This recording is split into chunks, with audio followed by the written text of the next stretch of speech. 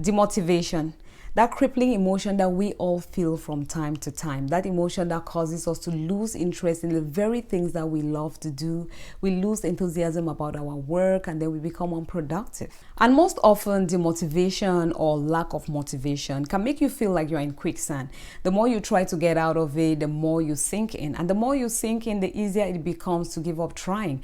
And then what happens? You drown in misery, and this misery quickly spreads to different aspects of your life. That's why demotivation is one of those emotions that we have to deal with it quickly and in the right way before it becomes a cycle. One of the main reasons why demotivation feels like quicksand or like this endless cycle is because we keep plugging the fruit off its tree and never uprooting the tree itself. And so in due season, it bears the same fruit or even more juicy ones. So let us stop all the symptomatic treatments and get to the root of the matter. And this we can do by answering the question, why am I demotivated? So in this video of today, I'll be sharing with you 5 reasons why you feel demotivated and how you can overcome so that you can break this evil cycle. So please keep watching so that you can find out your why and its solution.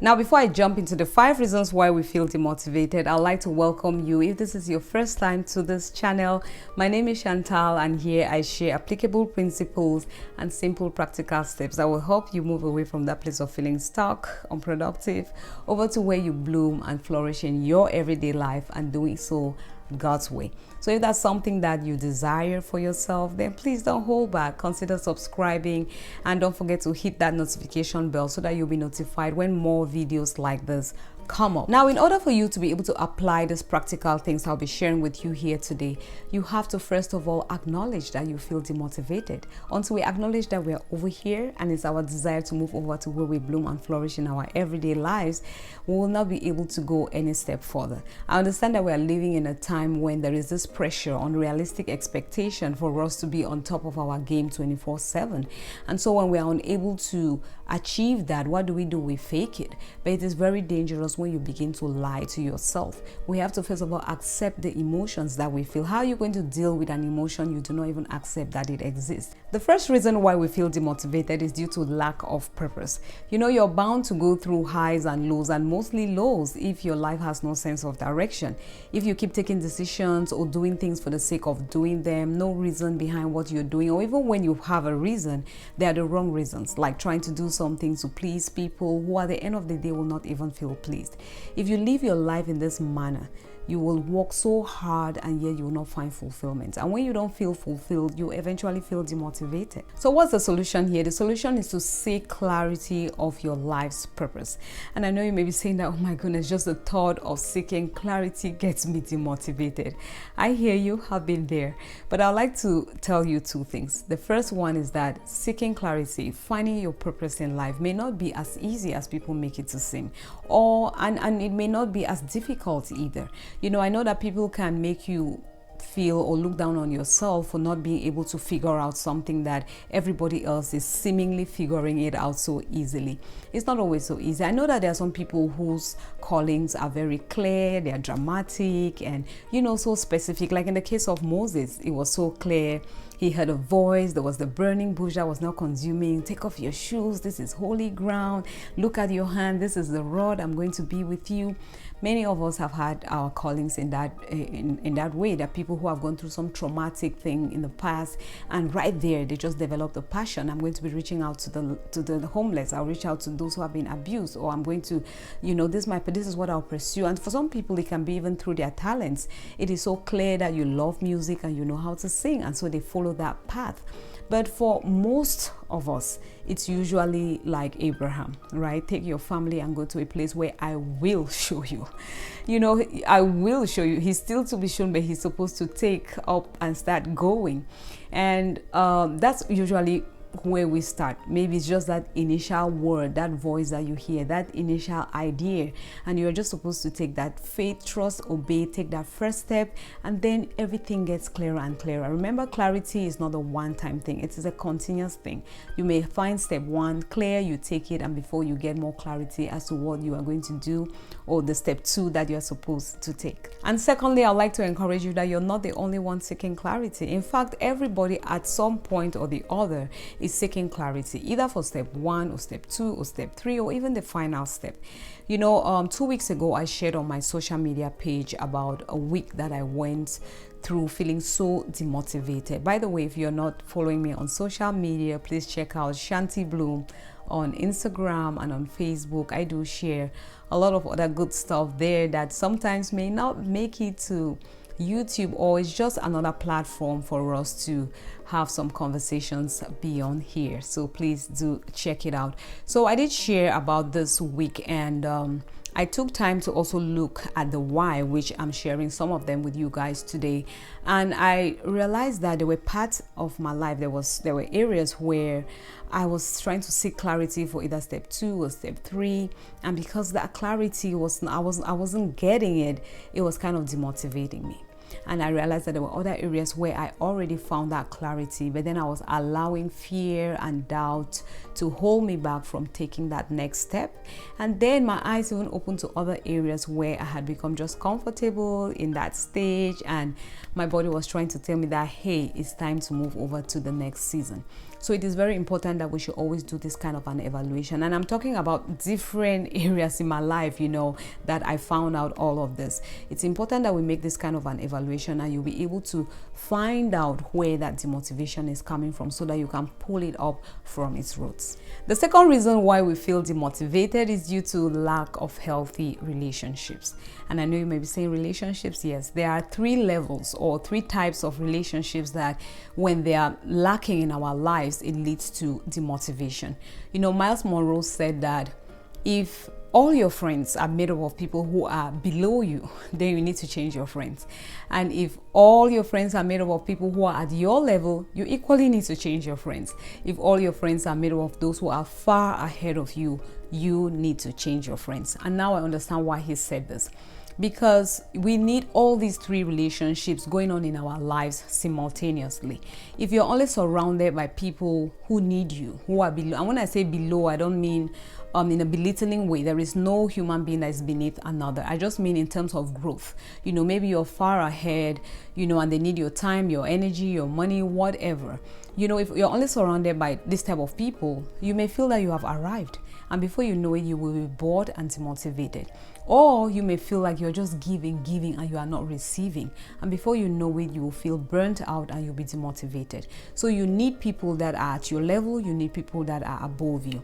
And if all you have are people that are at your level, it's also easy to just become so comfortable and there is nobody to challenge you. There are a lot of people who are stuck where they are today because they are surrounded only by people who make them comfortable. There's nobody challenging you, telling you that there are higher heights and there are deeper seas, and that you have what it takes to explore those higher heights and to go that deep. But if all you also have are only those who are far ahead of you, you can get demotivated at some point also, because you really cannot relate to everything about them because they are far, far ahead of you in so many things. Their challenges may not be your challenges. If you're a mother, look for another mother that you can say chat certain things with. If you're a pastor, find another pastor. If you're a businessman, find another businessman.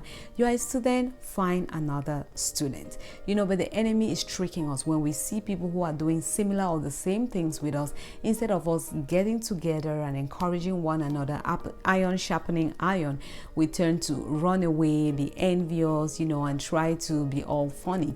During that week that I was demotivated, even right up to this week, I really took time to look at these 3 levels of relationships in my life. There were people that I called, I reached out to, expecting nothing in return. I just knew that people I know need my time, need my energy, need my prayers, need my knowledge, need my money, just reaching out and expecting nothing in return. But I equally reached out to people or got myself involved in things that were at my own level, people I could relate to, people who are doing similar things to what I'm doing. I reached out to some of my mama friends. We challenged one another. I remember speaking with some of my YouTubers, and even just called to friends I know that when I get on the phone with them, I always leave, feeling inspired and feeling, motivated. There are just some people that when you speak with them, that's how you feel at the end of that call. I'll really pity anybody who is in this day and time still spends their time on the phone with people, talking about other people's lives instead of paying attention to what's going on in their own lives, right? We have to use our time really wisely. So it's very important that we should take time and evaluate our relationships, make sure that we have all these 3 levels of relationships, and not just having them, they have to be healthy, which means that there should be mutual love and respect existing, there should be healthy boundaries, there should be interdependency and not dependency. In fact, these relationships should be well balanced. Then they're going to help you regain your motivation and probably stay motivated. Reason number 3 is the lack of clear goals and effective action plans. And this was the culprit for me 2 weeks ago. It wasn't really much about the clear goals. My goals are clear, specific, measurable, time bound, and all of that. It was more about the action plan, the schedule. By God's grace, we have a schedule as a family that works for us, and we're grateful for that. But then there were 1 or 2 areas that needed to be revised. I needed to tweak and change a few things, but I was holding on to it day in, day out, wanting it to work just the way that it is. And it was just making me miserable. Let me tell you, if your action plan, your schedule is not working, change it. It's not supposed to be something written in stone. Don't hold on to it to the point where you feel miserable. And so I stepped back. I kept a cool head. My husband and I, we discussed a few things, even with the kids. The things that had maybe involved the kids, I had them sit down with papers and pens and markers, and we together discussed and talked. Why do you think this works for you? Why do you think this one does not work for you? And together, just coming up with something better was so motivating. And then to really get out there and start living it and see the results, it just takes you out of that rut. The 4th reason why we feel demotivated is due to self-reliance. Overcoming self-doubt does not mean that you should move over to self-reliance. It simply means that you're going to develop self-confidence. And even this confidence is in knowing who you are in Christ, knowing that He who began the good work in you will bring it to completion. I was so amazed and happy at the same time that even during this week that I was so demotivated, I didn't feel like doing anything. There was one thing I realized I was consistent, and I kept doing it, and that was prayers. And I felt like I even prayed more. And I think it came from the consciousness that I had within me that I need God. I need His help even to get out of this rut. And I've said it time again and again on this channel that if we must do life God's way, we will need Him, because His ways are so high, His standards are higher than ours, and so we will need Him to go through life. Who are you relying on? Are you relying on yourself, on your certificates, on your beauty, your charm, your charisma, your connections, your money? What will happen to your motivation when these things are not there, when they fail you? Because they will.